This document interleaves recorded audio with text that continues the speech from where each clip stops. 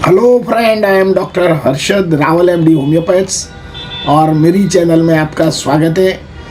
मित्रों, आज का जो वीडियो है ये करोड़रज्जु के बारे में हम बताएंगे कि करोड़रज्जु ये हमारा बहुत इम्पोर्टेंट ऑर्गन है और एक करोड़रज्जु में थोड़ा भी पेन होता है तो दर्दी को इतना पेन होता है कि आँख में से आंसू निकल आता है और दर्दी आधुनिक सारवार लेने के बाद भी यार ऑपरेशन करने के बाद भी वो पेन में से छुटकारा नहीं पाता है।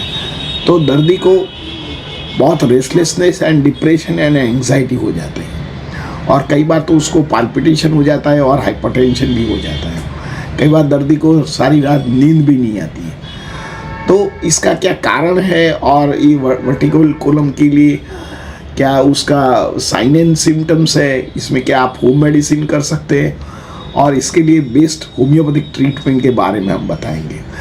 तो हमारा ये वीडियो आप ज़रूर देखना।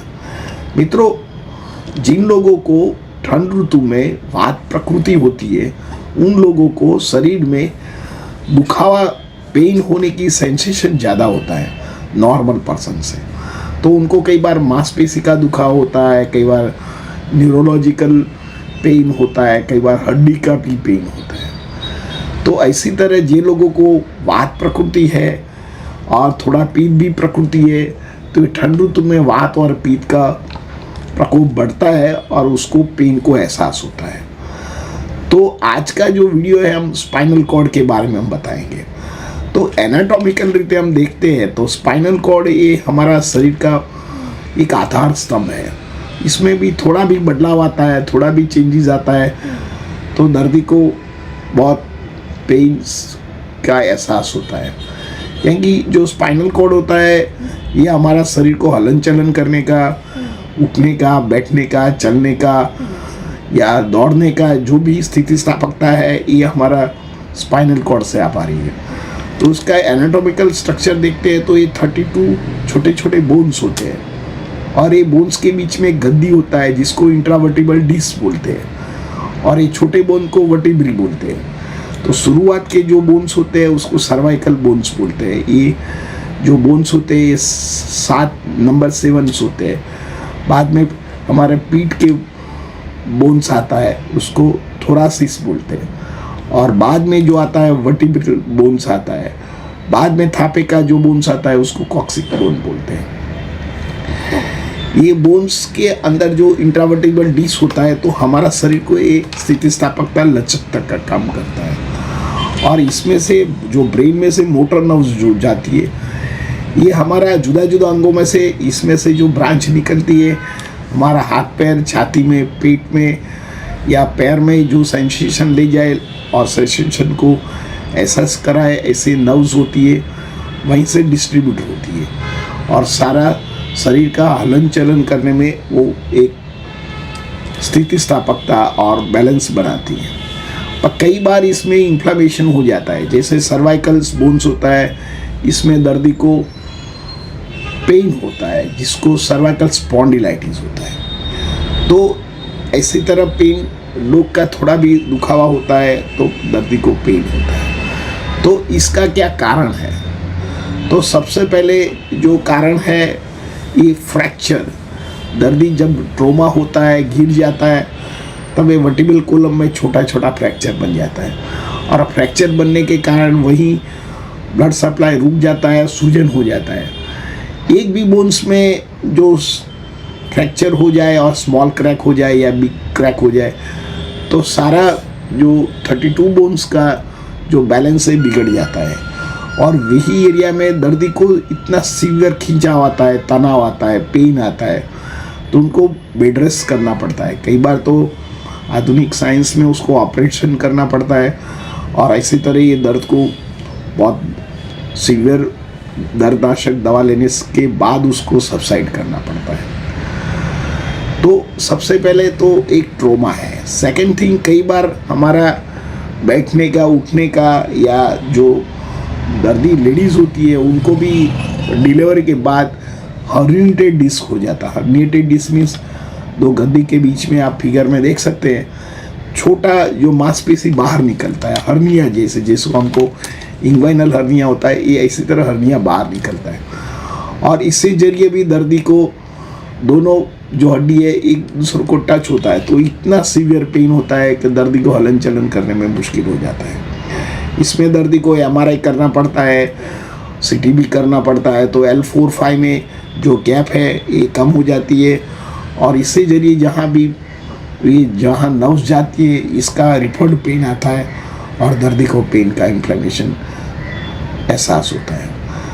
थर्ड नंबर है, दर्दी को कई बार विटामिन डी की खामी की वजह से जो हड्डी होती है ये पोची पड़ जाती है, जिसको ऑस्टियोपोरोसिस बोलते हैं। तो इसमें कई बार हड्डी का जो मनका होता है वो घिस जाता है, आजू बाजू में मांसपेशी होती है ये वीक पड़ जाती है और दर्दी को थोड़ा भी हलन चलन करे तो इसमें खिंचाव आता है, पेन होता है, दर्दी को चलने में भी मुश्किल आता है।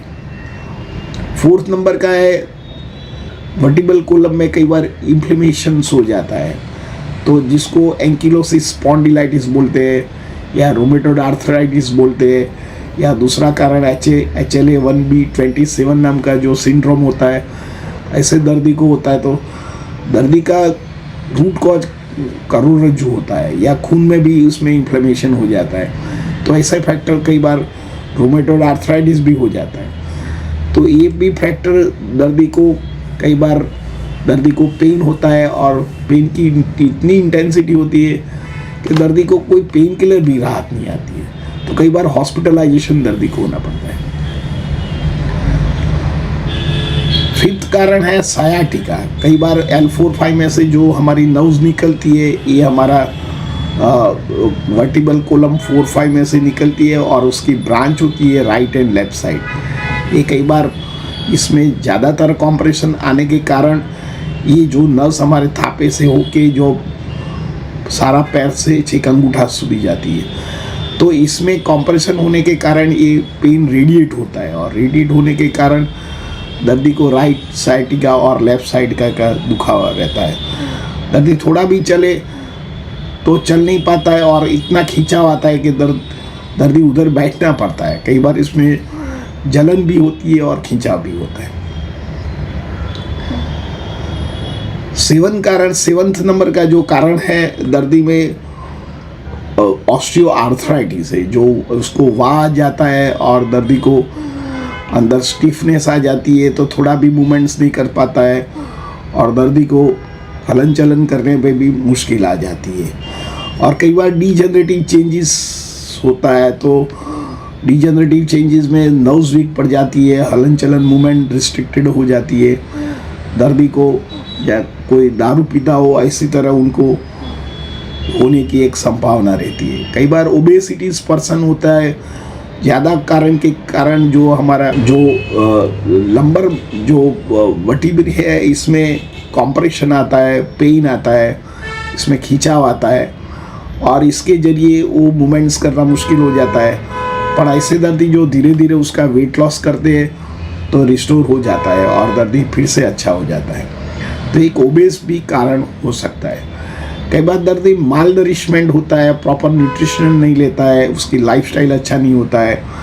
और अभी तो आपने देखा होगा कि 10 लोगों को सर्वे करते हैं तो 3 से 4 लोग 5 घंटे तक ये सोशल मीडिया पर एक्टिव रहते हैं। तो ये जब हम मोबाइल पकड़ते हैं तो हमारा पोस्चर ठीक नहीं होता है और ठीक पोस्चर नहीं होने के कारण धीरे धीरे हमारा जो वर्टिब्रल कॉलम में कुछ चेंजेस आता है और लैक ऑफ एक्सरसाइज के कारण इसमें स्टिफनेस और बढ़ती है।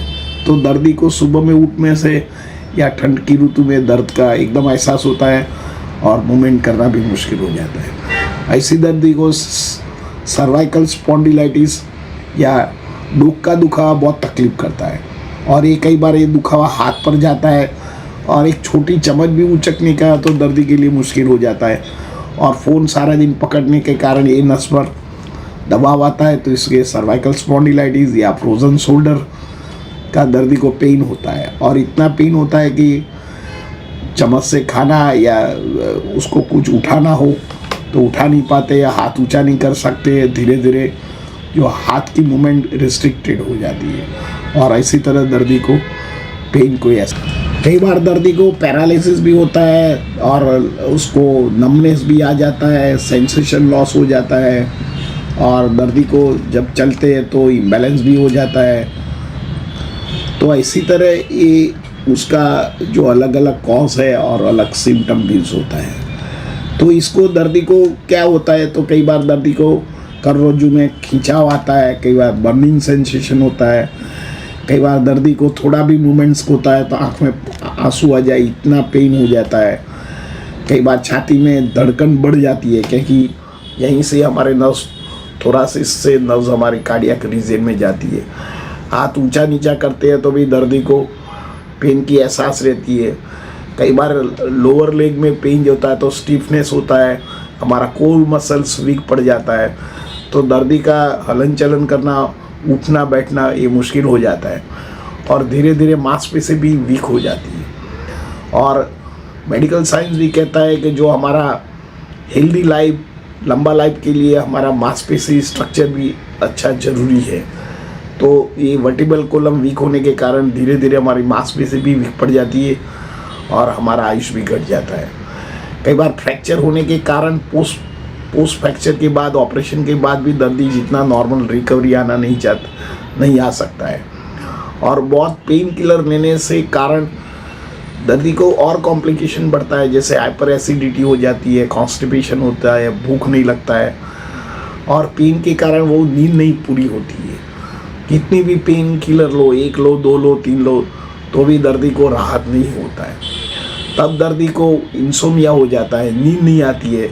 नींद नहीं आती है तो उसका पाल्पिटेशन बढ़ता है, ब्लड प्रेशर बढ़ता है, कॉन्स्टिपेशन हो जाता है, वीकनेस हो जाता है, बार बार में गुस्सा आ जाता है, एंग्जाइटी रहता है एंड डिप्रेशन भी रहता है। और धीरे धीरे दर्दी को ये लाइफ उसका रिस्ट्रिक्शन होने के कारण वो एक्सरसाइज नहीं कर पाता है, तो इसके जरिए भी उसको एक लो बैक पेन या कोर मसल वीक पड़ जाता है।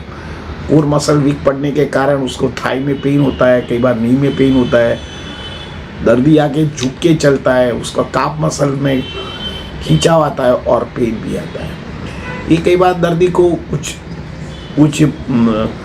नीडल टाइप ऑफ पेन होता है, कई बार लैमनेस पेन होता है, कई बार बर्निंग टाइप ऑफ पेन होता है।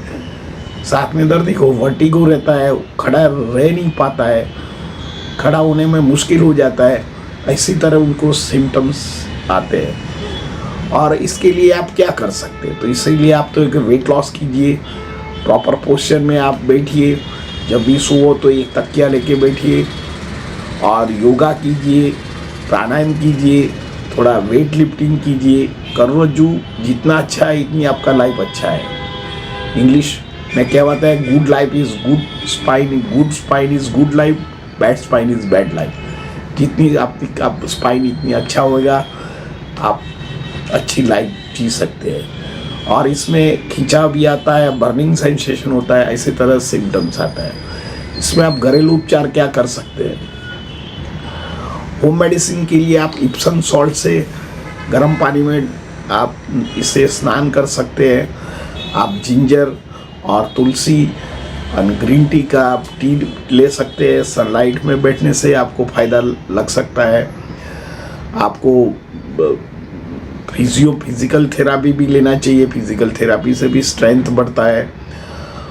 खुराक में कैल्शियम मिले, इसे आप मिल्क और मिल्क प्रोडक्ट है, पत्ते वाली सब्जी है, या प्रोटीन की मात्रा बढ़ाना चाहिए।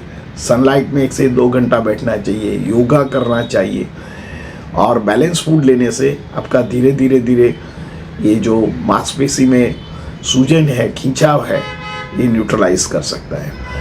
आप सूंठ, हल्दी, घी और गुड़ भी ले सकते हैं, क्योंकि सूंठ हमारा शरीर को वात प्रकृति यानी पित्त प्रकृति को कंट्रोल करती है। तो धीरे धीरे सूंठ और हल्दी का मिश्रण आपके पेन में बहुत राहत देती है। आप गार्लिक एंड आप टर्मरिक का भी उपयोग कर सकते हैं। ये भी ठंड ऋतु में एक टॉनिक की मात्रा है, तो आप ज़रूर ट्राई कीजिए। और साथ में आप मेथी दाना, मेथी भी is a great source and calciums and हमारा शरीर को, खून को बढ़ाती है, तो ज़रूर आप ट्राई कीजिए। हर रोज़ मेथी पानी लीजिए। जो लोगों को पित्त प्रकृति ज़्यादा है वो नहीं ले पाते, तो आप खाली मेथी के साथ नींबू भी डाल के ले सकते हैं, तो इसी तरह आप मेथी पानी लोगे तो आपका शरीर में जो वात है धीरे धीरे कम हो जाता है और आप ठीक हो सकते हैं। मित्रों, होम्योपैथिक में बहुत सारी दवाइयाँ हैं, जैसे रस्टॉक्स है, रूटा है, arnica, bryonia, pulsatilla, natrum mur, colocynth, ledum pal, kali carb and mag phos का उपयोग कर सकते हैं। मित्रों, ये दवा का सिम्टम आप मैच करके लोगे तो आपको आधुनिक साइंस की जो भी दवा है, जो उसका साइड इफेक्ट होता है, ये नहीं बनेगा। होम्योपैथिक में 100% क्योर है। दर्दी को उनके रोग अनुसार दवा लेना चाहिए। आप नज़दीक के कोई भी डॉक्टर के पास जाके आपका केस उनको बताइए, आपके पास जो MRI है, रिपोर्ट है, उनको बताइए कैसे दर्द होता है, कब दर्द होता है, कौन सी सीज़न में ज़्यादा दर्द होता है। ये होम्योपैथिक हिस्ट्री लेके बहुत इम्पोर्टेंट है। साथ में कोई मेंटली कोई सिम्टम हो और इसके को रिलेटेड कोई सिम्टम्स हो तो आप ज़रूर उनके साथ नरेट कीजिए। और आप होम्योपैथिक दवा लेते तो करोड़रज्जु का सभी प्रकार के दर्दों को जड़ मूल से मिल जाता है। मित्रों, मेरा ये वीडियो आपको कैसा लगा? अच्छा लगता है लाइक कर दीजिए, शेयर कर दीजिए। धन्यवाद। Thank you very much.